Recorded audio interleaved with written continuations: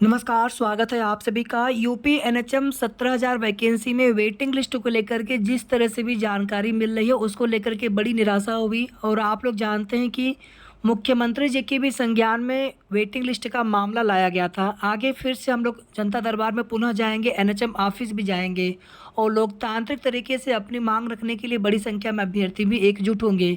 कल high court में, Allahabad high court में कल सुनवाई होनी है 21 अक्टूबर की डेट में। कोर्ट नंबर 7 में केस लिस्टेड हुआ है और इसके पिछली वाले डेट पर जवाब मांगा गया था सरकार की तरफ से या सरकारी अधिवक्ता की तरफ से, क्योंकि एनएचएम शासन सभी को उसमें पक्षकार बनाया गया, रेस्पोंडेंट बनाया गया है। तो उस स्थिति में एनएचएम या शासन जवाब देंगे उसमें। और इन्होंने स्पष्ट रूप से लिखा है नोटिफिकेशन में कि हम वेटिंग लिस्ट देंगे। और मार्च में फाइनल रिजल्ट आने के बाद से नवंबर आ चुका है और नवंबर आने वाला है, और अभी तक इन लोगों ने वेटिंग लिस्ट को लेकर के यहाँ तक ये भी नहीं कहा कि हाँ वेटिंग लिस्ट आपको देंगे। यानी उसमें भी संशय की स्थिति बनी हुई है। कुछ अभ्यर्थी गए थे तो वहाँ पे स्पष्ट मना कर दिया गया था कि आप आगे की भर्ती की तैयारी करिए। ये कौन सा जवाब होता है? तो बहुत ही निराशापूर्ण ये जवाब था जिन्होंने जहाँ से भी चीज़ें बताई गई हैं। और वेटिंग लिस्ट इनको देना ही चाहिए। और जहाँ तक हमें लग रहा है कि वेटिंग लिस्ट को लेकर के चीज़ें बहुत जल्दी क्लियर होने वाली है। हो सकता है कि आप सभी को इसी महीने दीपावली के लास्ट तक या फिर आने वाले नवंबर के फर्स्ट वीक तक आप सभी को ऑफिशियल नोटिस एनएचएम की तरफ से देखने को मिल जाए वेटिंग लिस्ट को लेकर के। और आप सभी देखेंगे फिलहाल में अभी जो ट्रांसफ़र वाली प्रक्रिया चल रही है, कहीं ना कहीं अभ्यर्थी थोड़ा सा जो पहले से सिलेक्टेड है, जहां पर लगातार मानदेय को, अपने वेतन को बढ़ाने की मांग की जा रही थी उनके द्वारा। और ड्यूटी कम से कम नज़दीक लगे या फिर अपने ज़िले में लगे तो ज़्यादा अच्छा होता है। संविदा की नौकरी में कितना सैलरी मिलता है?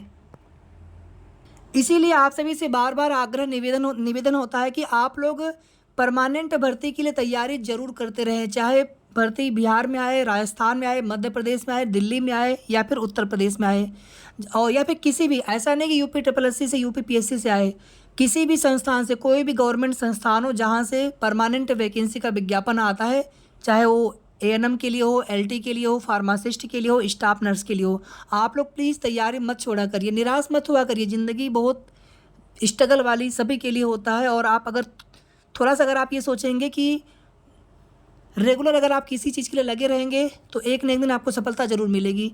लेकिन अगर आप ये सोच लेंगे कि नहीं बस ड्यूटी जैसे चल रही है वैसे चलती रहे, तो फिर आप कैसे आप सफल होंगे? तो आप लोगों को तैयारी करते रहना, तैयारी नहीं छोड़ना है। संविदा की या आउटसोर्सिंग की भर्तियों के भरोसे कब तक आप इस प्रकार से नौकरी कर पाएंगे? और उसमें भी इतना ज़्यादा वर्कलोड होता है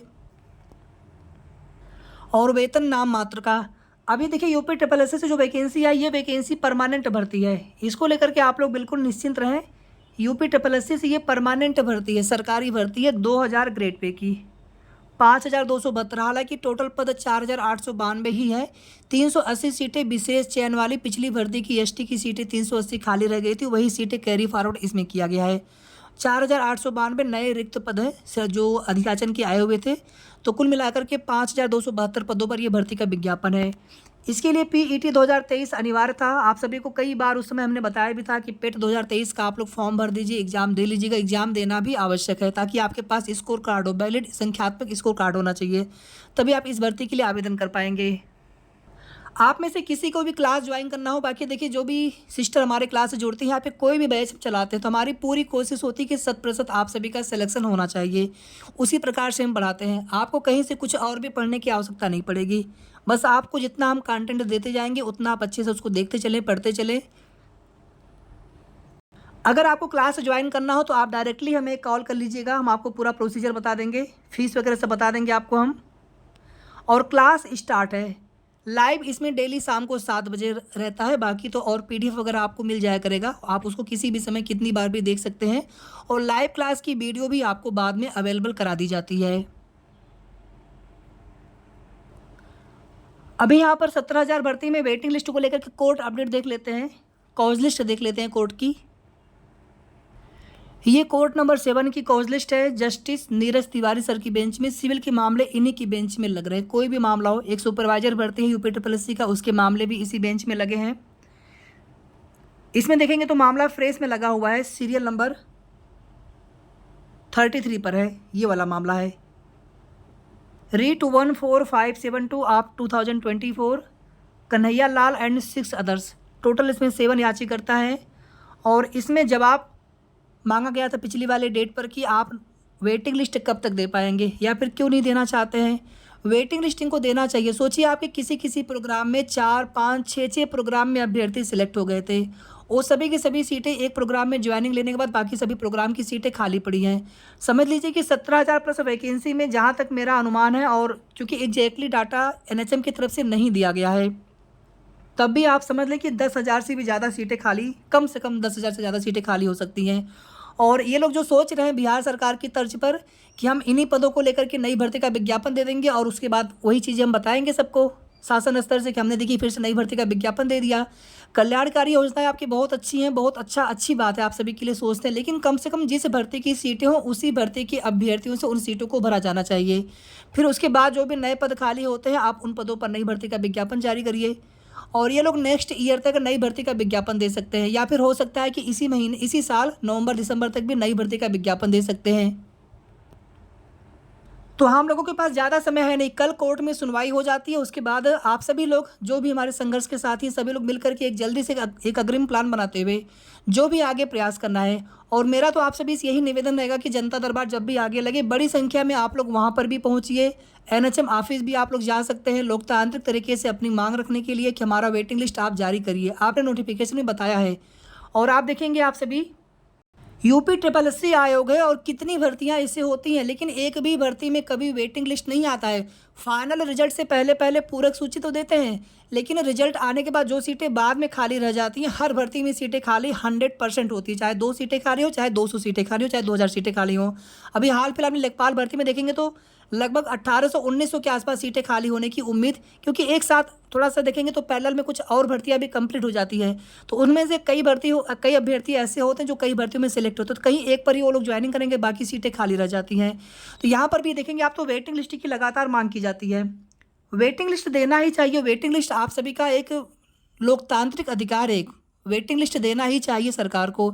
और जबकि वेटिंग लिस्ट को लेकर के उसी भर्ती के अभ्यर्थियों से सीटें अगर खाली रह जाती तो उन सीटों को उसी भर्ती के अभ्यर्थियों से भरा जाना चाहिए। तो कल कोर्ट में सुनवाई 100% होगी, मामला फ्रेश में लगा है, तो लगभग जो है 11 बजे से लेकर के 12 बजे के बीच में किसी भी समय केस टेकअप हो जाएगा और माननीय अधिवक्ता महोदय उपस्थित रह करके उसी समय सुनवाई करा लेंगे। तो जो भी जैसे भी जानकारी मिलेगी कल की आप सभी को उसकी अपडेट दे देंगे। अभी भी देखिए हिम्मत नहीं हारना है वेटिंग लिस्ट को लेकर के, भले ही संभावना कम होती जाए या फिर ये लोग मना कर रहे हैं एनएचएम की तरफ से, या फिर नई भर्ती के लिए ये लोग सोच रहे होंगे। जहाँ तक जो जानकारी मिली कि नई भर्ती का विज्ञापन भी जल्दी आएगा, लेकिन अभी हम लोगों को जहाँ तक हम लोग प्रयास कर सकते हैं, संघर्ष कर सकते हैं, वहाँ तक हम लोग कोशिश करेंगे कि वेटिंग लिस्ट आना ही चाहिए 17,000 भर्ती में। और एएनएम नई भर्ती में या फिर इसमें कोई भी आपके मन में डाउट हो या फिर क्लास के लिए आप लोग हमें इस नंबर पर डायरेक्टली कॉल कर लीजिएगा, या फिर आप हमें मैसेज भी कर सकते हैं। और तैयारी जो भी एएनएम बहने एलिजिबल हो, पेट 2023 आपने दिया हो, आपके पास 0 से ऊपर नंबर हो पेट में, बिल्कुल आप तैयारी स्टार्ट कर दीजिए। जब भी एग्जाम होना होगा, लेकिन कंपटीशन हर भर्ती में होता है, 20-30 हज़ार ही फॉर्म क्यों ना आए, लेकिन कंपटीशन तब भी रहेगा, क्योंकि सीटें कितनी है 4,892, 380 सीटें में अभी छोड़ करके चलते हैं, क्योंकि वो सीटें सिर्फ एसटी कैटेगरी की है।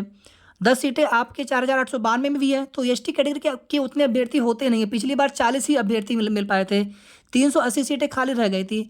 ठीक है, तो इस बार भी हो सकता है कि 100 अभ्यर्थी मिले, 150 अभ्यर्थी मिले, तभी भी सीटें खाली रहने की संभावना रहेगी, और वो सीटें किसी अन्य कैटेगरी को मिलती नहीं है। तो 4,892 ही आप सभी मान के चलें, ठीक है। और 15 गुना शॉर्ट लिस्टिंग का नियम है, जिसमें कैटेगरी वाइज शॉर्ट लिस्ट करने में और लास्ट कटाव पर सभी अभ्यर्थियों को लेने में, शॉर्ट लिस्ट करने में लगभग जो है 25 से 30 गुना या 35 गुना तक भी अभ्यर्थी शॉर्ट लिस्ट हो जाते हैं। तो आप सभी लोग जब भी फॉर्म आवेदन स्टार्ट होने वाला है 28 अक्टूबर से, तो आप सभी लोग फॉर्म आवेदन कर सकते हैं और बिल्कुल तैयारी में आप सभी लग जाइए। वीडियो को आप सभी प्लीज़ लाइक शेयर कर दिया करें, और अगर आपने अभी तक चैनल को सब्सक्राइब ना किया हो तो कर लीजिएगा। धन्यवाद।